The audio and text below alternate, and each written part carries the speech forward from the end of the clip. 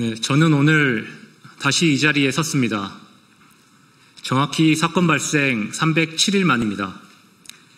최초 기자회견 이후 긴 시간이 흘렀지만 어느 곳에서도 진정한 관심을 보여주지 않았습니다.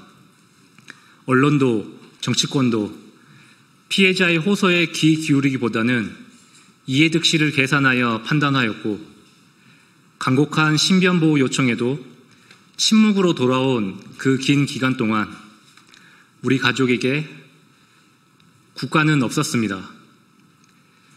억울함과 고통 속에서 하루하루를 버티며 정의와 진실을 믿고 기다렸습니다. 그러나 기다림은 방치로, 의심은 신뢰를 저버리고 의심으로 변해갔습니다. 저는 군복을 입은 군인입니다. 군인은 국가와 국민을 위해서 헌신하며 언제나 부끄럽지 않게 맞서 싸워야 한다고 배웠습니다. 그러나 지금 이 순간 저는 제 자신에게 묻습니다. 국가와 국민 앞에서 부끄럽지 않은 군인이 되기 위해서 과연 무엇을 해야 하는가? 그 답은 명확합니다.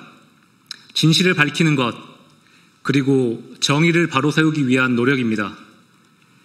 비록 그 노력의 대가가 저에겐 회복 불가능한 평생의 장애로 남았지만 국가폭력과 억압, 은폐와 방관이 제 신념까지 빼앗을 수는 없습니다. 이재명 대통령께서 지난 6월 6일 현충일 추념사에서 말씀하셨습니다. 제복 입은 시민들이 걱정 없이 오직 국가와 국민을 위해 일할 수 있는 복무 여건을 개선하겠다. 그 말씀은 군복을 입은 군인에게도 그 가족들에게도 마땅히 지켜져야 할 국가의 책무입니다. 사건의 본질이 가려진 채 묻혀진다면 그것은 국가의 책무를 저버리는 일입니다. 진정한 국가라면 군인과 그 가족의 권리를 보호하고 불의, 불공정, 비상식과 맞서서 이제는 당당히 진실을 밝혀주실 것을 요청드립니다. 저는 강력히 재수사를 촉구합니다. 더 이상 지난 정부에서 이루어졌던 은폐와 방관 속에 방치하지 말고 철저하고 투명한 조사로 진실을 규명해 주십시오. 그것이 군인으로서 그리고 국민으로서 이 땅에 사는 모든 이들에게 부끄럽지 않은 진정한 대한민국이 되는 길입니다. 2025년 8월 26일 소령 노은결. 네, 제가 간단하게 노은결 소령님 사건에 대해서 설명드리겠습니다. 한마디로 정리하면 노은결 소령님은 윤석열 정부에서 국가에 의한 사찰, 테러에 의해서 사고를 당했고 허리가 부러지는 사고로 평생 후유장애를 안고 살아가야 되는 상황입니다. 현재 허리를 다쳤기 때문에 해군 소령으로 계속 복무할 수 있을지가 의심되는 상황이고 군 측에서도 건강상의 이유로 군복무가 가능하겠느냐라고 해서 전역 심사가 최근에 열리기도 했었습니다. 노은결 소령님 사건 일지를 간단하게 설명드리겠습니다. 윤석열 정부하인 2023년 7월경 노은결 소령은 해군 의장대장으로 근무하면서 대통령실 행사를 위해 용산 대통령실을 출입해왔습니다.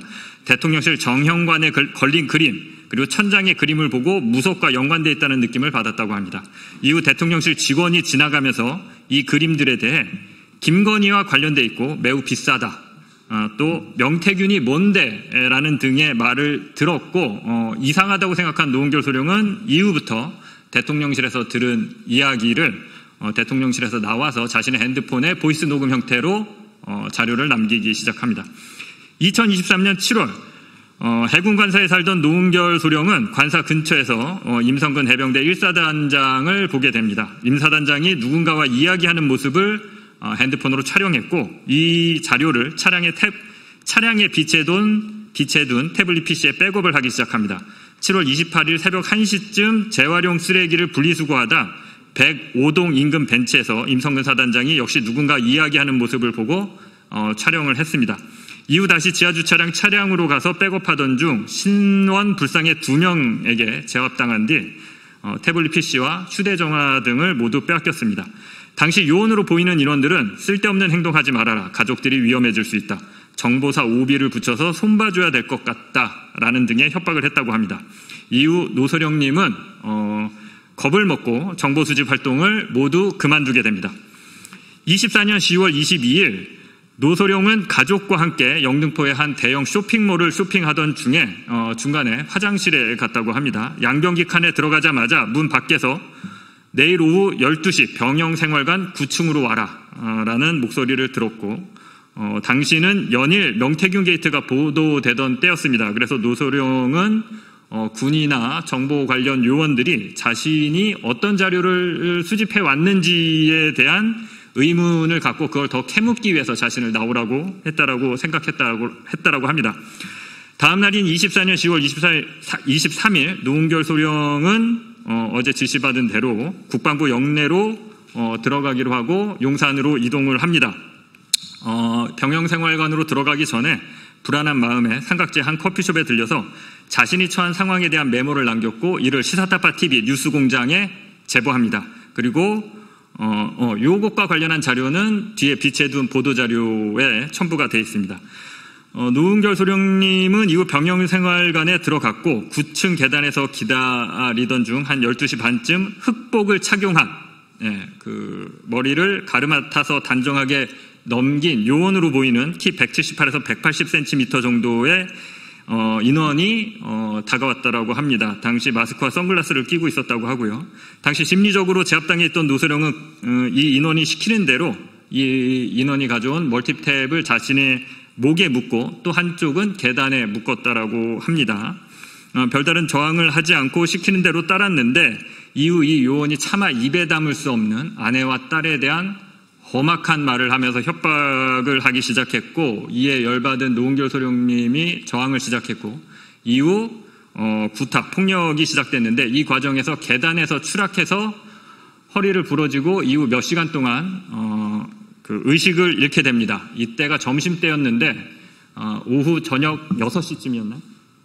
네, 6시쯤 깨어나서 그때 이제 구조를 요청하기 시작했고 병영생활관 밑에 층에서 이제 노은결 소령님의 인기척을 들은 군인들이 노 소령님을 발견하고 이후에 군 병원으로 조치해서 아직 허리 수술과 손목 수술을 받았고요. 지금까지도 계속 재활 훈련을 하고 있습니다.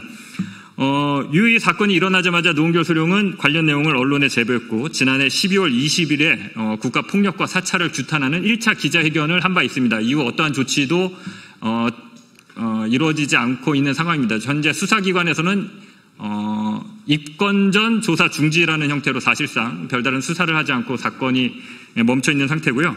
이와 관련해서 다시 수사를 촉구하는 고발장 접수를 목요일날 내일 모레 수사기관에 고소장을 접수하려고 합니다. 노은결 소령님 사건 수사 촉구와 관련해서 시사타파TV에 당시 이제 노은결 소령님한테 직접 제보를 받았던 시사타파TV의 이종원 대표 얘기 간단하게 들어보겠습니다. 네, 노은결 소령의 사건은 거의 묻히다시피 했습니다. 그래서 저희가 재수사 중점 포인트만 좀 알려드리면 일단 신원불상의 가해자를 특정을 하고요. 병영생활관 CCTV 출입기록, 목격자 진술 확보가 필요해 보이고요. 두 번째 사찰 및 협박, 배후 규명, 대통령실 경호처 등 권력기관 연루 여부, 명령 개통을 추적하는 게 필요해 보이고요. 세 번째 증거자료 복원 및 확보, 영등포 타임스퀘어 바다마을 아파트 CCTV 디지털 포렌식이 필요해 보이고요. 네 번째 군 수사의 독립성을 점검해 볼 필요가 있습니다. 외부기관 즉 국수본이나 공수처 특검을 통한 재수사의 필요성이 다시 한번 제기가 되고 있고요. 다섯 번째 3대 특검과의 연관성이 분명히 있습니다.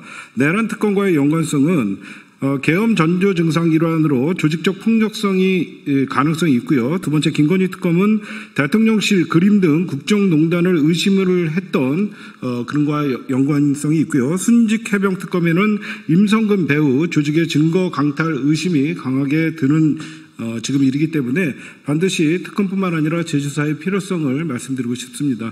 이어서 백은정 서울의 소리 대표님의 말씀 있겠습니다. 예, 서울의 소리 대표 백은정입니다. 노은결 소령 사건은 MBC 출신 장인수 기자가 작년 좀 오래 전부터 취재를 해서 방송도 몇 번 했는데 아무도 관심을 두지 않고 지금까지 이렇게 왔습니다. 장인수자 그러면 디올백 보도를 MC가 제대로 하지 않자 MC에 사표를 내고 서울에서 와서 보도를 한 그런 정의감 있는 기자라고 저는 보고 있고, 노은결 소령과 가족들은 명백한 국가폭력의 피해자이나 비상계엄 상황 및 당시 대통령실 및 여당 차원의 언론 중재의 제소로 사건을 다루던 일부 기사들마저 삭제되고 그 외에 후속 보도가 나오지 않고 후속 취재도 되지 않고 있는 것 같습니다. 이 사건은 실질적인 증거는 부족하지만 민주주의와 법치주의의 근간을 흔드는 중대한 사회적 경고 신호임이 확실하고요.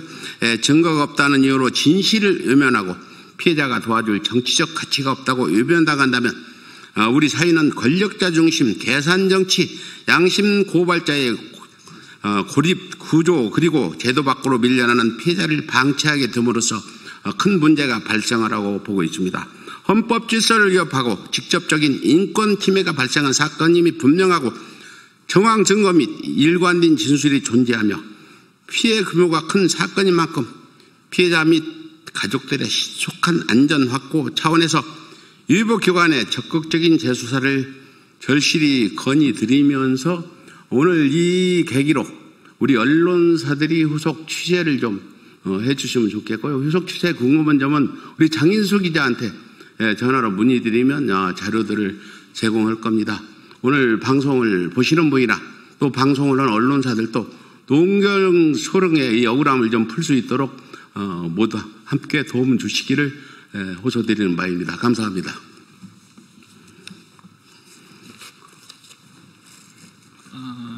제가 마지막으로 간단하게 설명드리고 마치도록 하겠습니다. 용산의 국방부 영내 병영생활관은 대통령실 바로 옆에 있습니다. 대통령실 경호처 직원들과의 협의 없이 흑복을 입은 요원들이 왔다 갔다 하기는 좀 어려운 구조라는 점 말씀드리고, 특이한 점은 12월 20일 기자회견 이후에 몇몇 언론사들이 관련 기사를 띄웠는데 무슨 이유에서인지 국민의힘이 곧바로 허위보도라며 기사를 다 내리라는 압박을 언론사들에게 해서 실제로 많은 언론사들이, 거의 대부분의 언론사들이 기사를 내린 바 있습니다. 지금 요 사건과 관련해서 당시 노은결 소령님이 혹시 사고를 당할지 모른다라는 생각을 하고 병영생활관에 들어가기 직전에 언론사에 제보를 했던 것, 그리고 사고를 당할 수도 있다는 생각에 와이프 등에 자기가 불의의 사고를 당할지 모른다는 생각에서 남겼던 메모 같은 것들은 다 확보를 했고요. 다만 이후 수사기관에서 조사를 해서 일부 그 요원이 가져왔다고 하는 멀티탭, 끊어진 멀티탭 같은 것들의 증거를 확보를 했는데 더 이상 진도가 안 나가고 있는 상황입니다. 기자 여러분들의 많은 관심 부탁드리고요. 저희가 자료 뒤에 비치해놨고요. 혹시 추가 자료가 필요하시면 제 연락처와 메일 주소를 남겨놨기 때문에 요청하시면 즉시 제공해드리도록 하겠습니다.